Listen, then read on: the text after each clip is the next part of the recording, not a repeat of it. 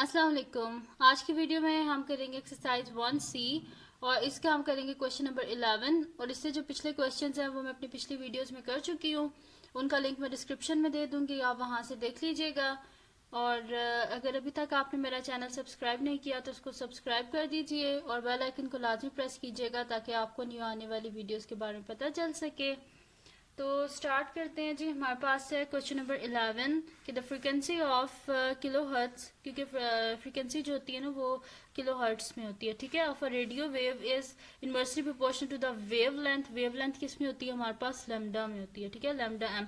The frequency of radio wave that has a wavelength of 3000 metre is 100 kilo hertz. Find.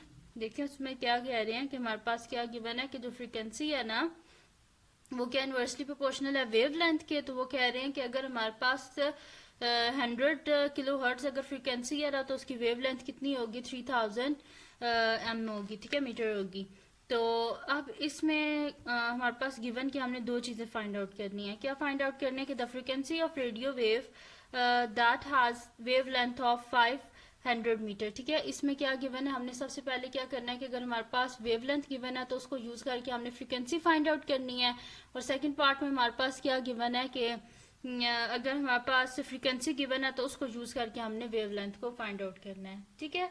तो इसको बड़े easy से method से मैं आपको करवा देती हूँ, ठीक है। तो स्टार्ट करते हैं सोल्यूशन। ठीक है, चले। अब इसमें हम इसको किस तरह कर लेते हैं कि जो होते हैं ना प्रोपोर्शन के मेथड से वैसे कर लेते हैं। तो यहाँ पे हम लोग लिख लेते हैं सबसे पहले कि हमारे पास क्या गिवन है, फ्रीक्वेंसी गिवन है, तो फ्रीक्वेंसी।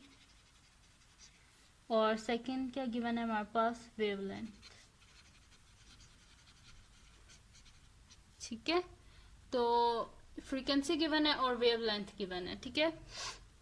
तो पहले फ्रीक्वेंसी कितने गिवन है हमारे पास? फ्रीक्वेंसी है जी पहले हमारे पास 100 किलो हर्ट्स और वेवलेंथ कितनी है? 3000। तो यहाँ पे लिख देते हैं पहले वाली फ्रीक्वेंसी 100 और पहले वाली वेवलेंथ जो कि क्या है 3000, ठीक है। तो फर्स्ट पार्ट में हमारे पास क्या गिवन है कि हम क्या कर रहे हैं जी? सोल्यूशन कर रहे हैं फर्स्ट पार्ट का, ठीक है। तो पहले हमारे पास गिवन थी जी frequency 100 kilo hertz and wavelength 3000 metre. First part में हमने फाइंड आउट क्या करना है? द फ्रीक्वेंसी हमने फाइंड आउट करनी है, जबकि वेवलेंथ कितनी है? 500 है, ठीक है। तो फ्रीक्वेंसी हमने फाइंड आउट करनी है, इसकी जगह x लिख देते हैं। और क्या है जी गिवन? क्या वेवलेंथ कितनी है? 500। अगर आप यहाँ से देखें तो वेवलेंथ पहले कितनी थी? 3000, अब कितनी हो गई? 500, यानी कि क्या हो गया? डिक्रीज हुई है। तो सॉरी, तो ये डिक्रीज हुई है, ठीक है। अगर ये डिक्रीज हुई है तो ये आपस में क्या इन्वर्सली प्रोपोर्शनल है? तो इन्वर्सली प्रोपोर्शनल अगर ये डिक्रीज हुई है तो उसका मतलब है ये इंक्रीज है, ठीक है। तो क्या गिवन है क्वेश्चन में कि फ्रीक्वेंसी और वेवलेंथ आपस में इन्वर्सली प्रोपोर्शनल है। तो इन्वर्सली प्रोपोर्शनल में क्या होता है कि अगर एक चीज इंक्रीज हो रही होती है दूसरी डिक्रीज हो रही होती है।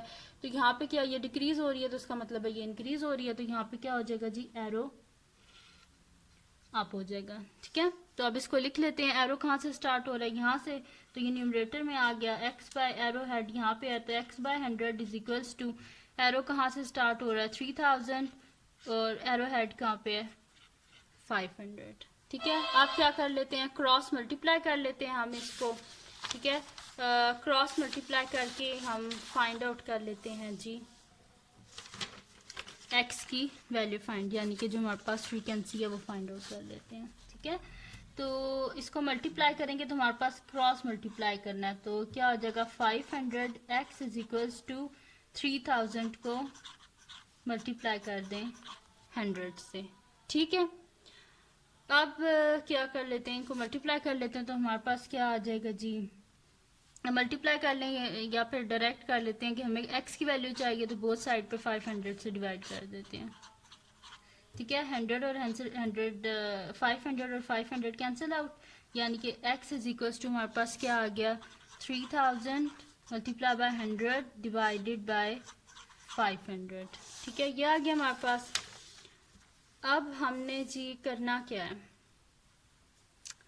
हमें चाहिए जी x की वैल्यू। अगर आप देखें तो यहाँ पे अगर 100 से कटिंग करें तो 100 1 100 एंड 100 5 500, ठीक है।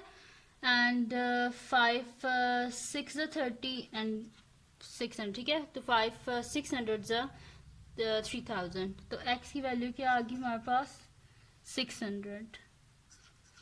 यानी कि हमारे पास क्या है कि जो फ्रीक्वेंसी है ना रेडियो वेव की वो कितनी है हमारे पास 600 किलो हर्ट्ज। तो यहाँ पे हम लिख देते हैं कि द फ्रीक्वेंसी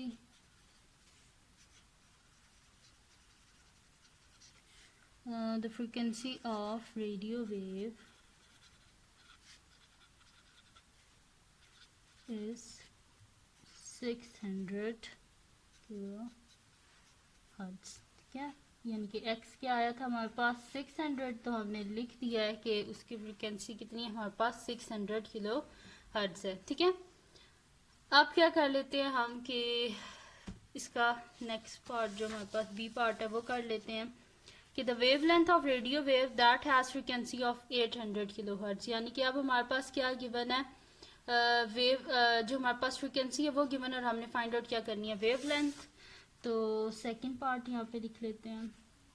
तो दोबारा इसी तरह बना लेते हैं फ्रीक्वेंसी एंड वेव लेंथ।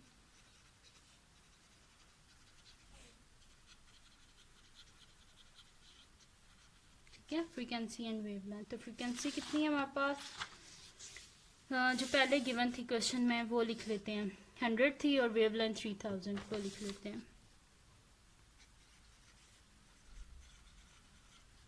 अब हमारे पास क्या गिवन है सेकंड पार्ट में कि the wavelength of radio wave that has frequency of 800 kilo hertz. यानी कि फ्रीक्वेंसी गिवन है वेव लेंथ फाइंड आउट करनी है। फ्रीक्वेंसी कितनी है 800, तो फ्रीक्वेंसी की जगह लिख देते हैं 800 और वेव लेंथ नहीं पता उसकी जगह x लिख देते हैं, ठीक है।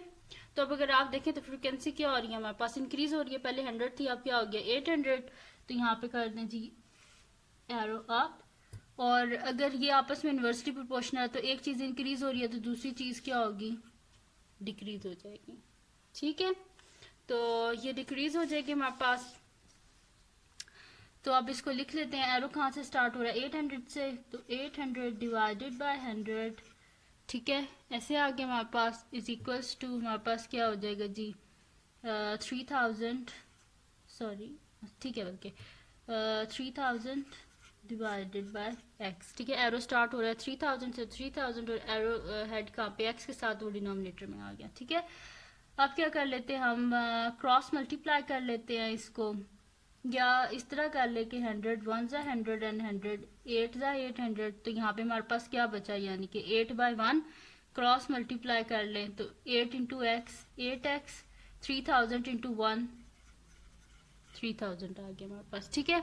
हमें किसकी वैल्यू चाहिए x की वैल्यू चाहिए, बोथ साइड पे 8 से डिवाइड कर देते हैं, 8 और 8 cancel out, x is equal to 3000 को 8 से डिवाइड करते हैं 3000 डिवाइडेड बाय 8, तो हमारे पास क्या आ रहा है जी 375। तो x की वैल्यू क्या आ गई हमारे पास 375, ठीक है। तो हम यहाँ पे क्या लिख देंगे कि हमारे पास क्या आई है wavelength of radio wave क्या हमारे पास, so the wavelength of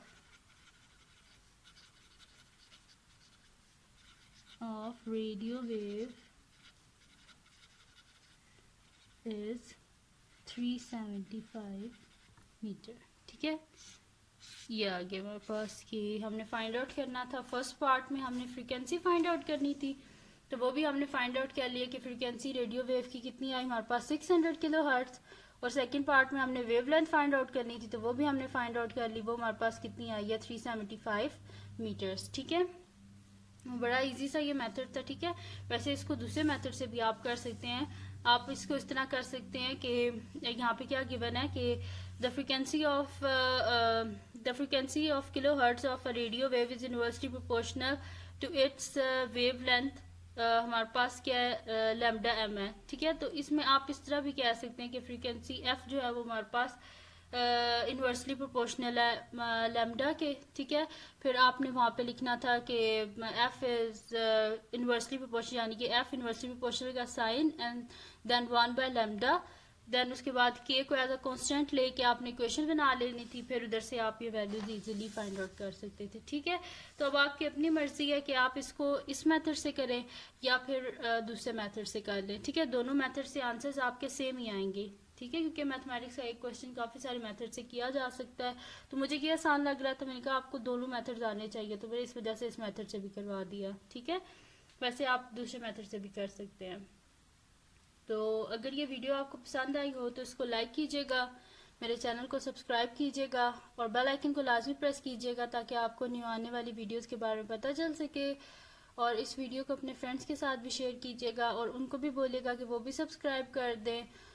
और अगर कुछ आपको इस वीडियो में ना समझ आया हो तो मुझे कमेंट सेक्शन में बता दीजिएगा, मैं आपको जैसे हो सका मैं आपकी हेल्प कर दूंगी। और बस दुआ में याद रखिएगा। अल्लाह हाफ़िज़।